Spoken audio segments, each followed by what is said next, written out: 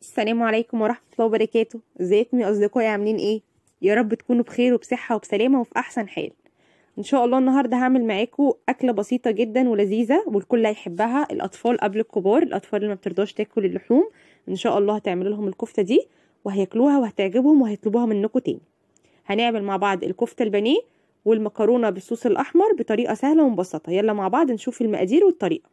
عندي كيلو الا ربع من اللحمة بتاعتي المفرومة، حتة من الفخدة هتكون حمرة، عندي بصلاية كبيرة وبصلاية صغيرة مفرومين ومتصفين كويس من المية، عندي 2 بيضة، عندي توم وبصل بودر، عندي ملح وفلفل اسود، عندي 7 توابل ولو حابة تحطي معاهم بلح جوز الطيب تمام مفيش مشكلة، عندي معلقتين من البقسماط، عندي طماطم للمكرونة، وعندي بصل، وعندي صلصة، وعندي المكرونة، وعندي زيت ذرة، ولو حضرتك حابه تحطي زيت مع زبده مفيش مشكله، مش عندك زيت ذره وحابه تعملي باي زيت تاني مفيش اي مشكله. اهم حاجه الزيت ما يكونش ريحته نفاذه وتكون بتعمل ريحه مش مستحبه في الاكل، عشان في زيوت بتكون ريحتها مش حلو.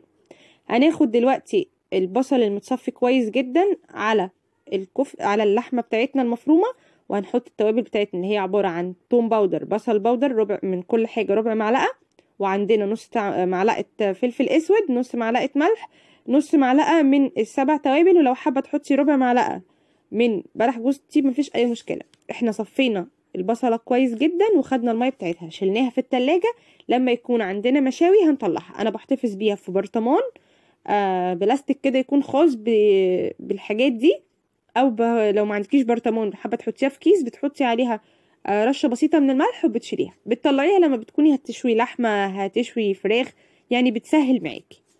هنعجن بقى كل اللحمه دي لمده ما تقلش عن 10 دقايق.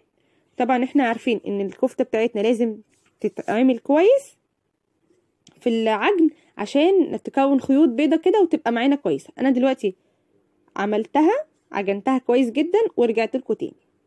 طبعا هي لازم عشان تكون ناجحه معانا وما تفرولش معانا ونعرف نشكلها كويس تتعجن 10 دقايق لحد ما تكون خيوط بيضة. تمام.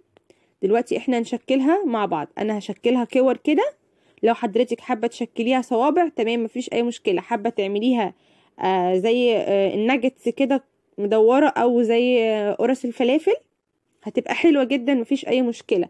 انا بديكي الطريقه وانتي اعملي الشكل المناسب لحضرتك واللي تحبيه. حضرتك حابه تعمليها صوابع مفيش مشكله، انا ان شاء الله هعملها لكم صوابع في مره تانية، بس هضيف ليها برغل وهنزود فيها كده شويه حاجات هتعجبكم باذن الله. هشكلها كلها وهرجع لكم. كده انا شكلتها اهو على شكل كور زي ما حضراتكم شايفين. هكمل بقيه التشكيل بتاعي وهرجع لكم، بس ما تنسوش تعملوا لي لايك عشان اللايك هو اللي بيرفع الفيديو. كده انا خلصت الكمية بتاعتي كلها. هجيب بقى ال2 بيضة اللي شفناهم في الاول في الفيديو، هنحطهم في بولة، هنحط عليهم ربع معلقة من الملح وربع معلقة من الفلفل الاسود، وهنخفقهم كويس وهنستخدمهم زي ما هتشوفوا دلوقتي. انا عندي بقسماط هنا جايباه من العطار، طبعا انتوا عارفين ان انا بستخدم البقسماط اللي انا بعمله في البيت، بس انا عرفت نوعية البقسماط ده كويسة جدا وما فيهاش اي رواسب تراب ولا زلط ولا الكلام ده، حلو جدا. هحط دلوقتي على البقسماط بتاعي كمية كده من البقسماط تكون كويسة تقضي الكفتة بتاعتك، وهنحط عليها معلقتين من الفيجيتار، برضو نوع الفيجيتار ده كويس قوي، وهعرف لكم اسم الفيجيتار والبقسماط وهقول لكم على نوعيتهم، وهي بتكون شكارة كده عند العطار حلوة جدا. انا تاني مرة بصراحة استخدمه.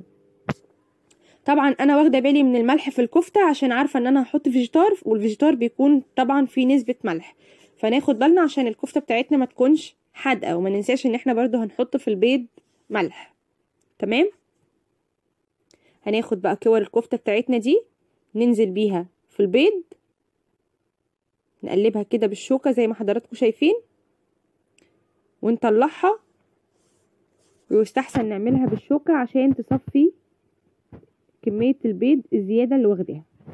هنغمسها او هنغلفها في الفيجيتار والبقسماط وهنحطها في صينية او طبق تاني. بصوا يا جماعة، في ناس بتحب تعمل الكفتة دي في دقيق قبل ما تحطها في البيض والبقسماط. يعني بتاخد الكوره دي كده تنزلها في دقيق وبعدين تحطها في البيض وبعدين تطلع تحطها في البقسماط. لا انا بحب ان انا اعملها كده بدون دقيق، مش حابه ان الغلاف بتاعها يكون اكتر من كده.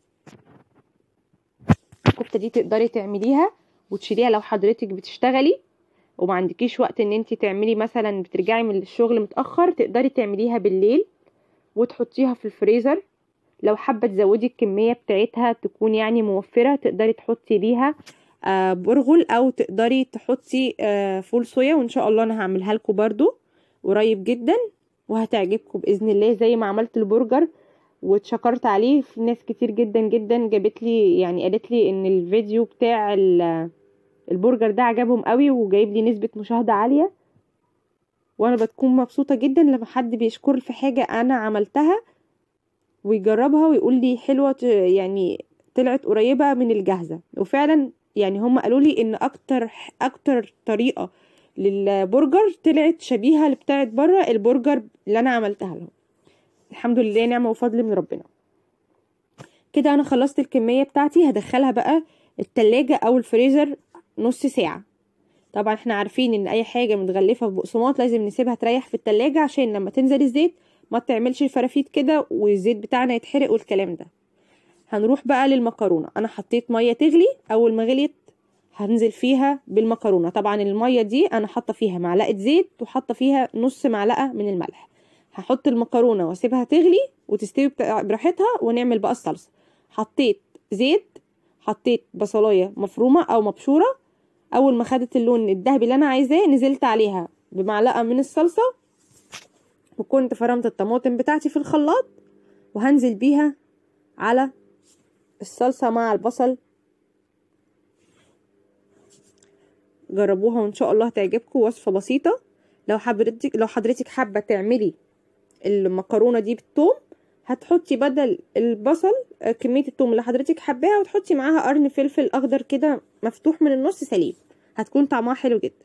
انا كده نزلت بالطماطم بتاعتي، هنزل بالبهارات اللي هي نص معلقة ملح، نص معلقة من السكر، ربع معلقة من الكمون، ربع معلقة من الفلفل الاسود، ربع معلقة من الثوم البودر، وربع معلقة من البصل البودر. كده المكرونة بتاعتي اتسلقت وغسلتها وصفيتها، وبعد ما صفيتها عملتها بمعلقة زيت عشان ما تمسكش في بعض.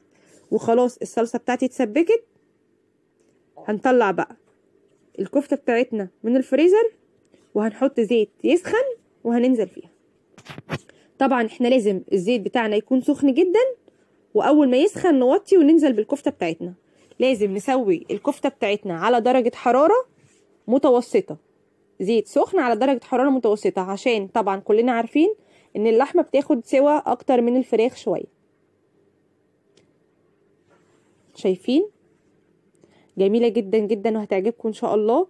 تقدري تقدميها بقى مع مكرونة بالصوص الابيض، مكرونة بالصوص الاحمر، تقدري تعمليها جنب جلاش بالجبن بتكون حلوة جدا، سمبوسك تحطيها للاولاد في اللانش بوكس، تقدميها في مناسبة مع اي حاجة، هتكون جميلة جدا وسريعة.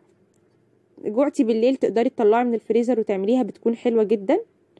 هي بصراحة انا بسميها الوجبة المنجزة، يعني في اي وقت كده مستصعبة بعملها. اهي طلعت، قدمتها مع بقدونس على بقدونس كده، ومع المكرونة اللي بالصوص الاحمر الجميلة اللي عملناها مع بعض، طعمها روعة يا جماعة. وعملت حبة سلطة خضرة كده مع سلطة الطحينة. طبعا سلطة الطحينة انا عملتها معاكم قبل كده، انتوا عارفين ان انا بعملها بالثوم البودر. ان شاء الله تكون الوصفة عجبتكم وتكون بسيطة وسهلة وتجربوها. جربوا يا جماعة الكفتة دي مش تندموا والله، حلوة جدا. طبعا انا عارفة ان انتوا بتثقوا فيا، هتعملوها وهتقولوا لي رأيكم. اهي شايفين بجد حلوة جدا جدا وعجبت اللي اكلوا منها، لان انا بعملها لهم دايما وهم بيطلبوها وبيحبوها قوي. ان شاء الله الوصفة تعجبكم وتعملوها وتكون احسن من بتاعتي كمان، ويا رب تنور رضاكم كده ويكون دايما عند حسن ظنكم. وعايزه اقول اسفه للاخت اللي طلبت مني السينابون، انا عارفه ان انا اتاخرت عليكي جدا، بس والله انا هعملهولك. انا كنت تعبانه والضغط معايا تعبني، فانا اسفه جدا. وقريب جدا الاسبوع ده باذن الله هنزلهولك. والسلام عليكم ورحمه الله وبركاته. ما تنسوش تعملوا لايك وكومنت كويس، وترفعوا الفيديو وتعملوا شير. ولو اول مره بتشوفوا قناتي اعملي اشتراك.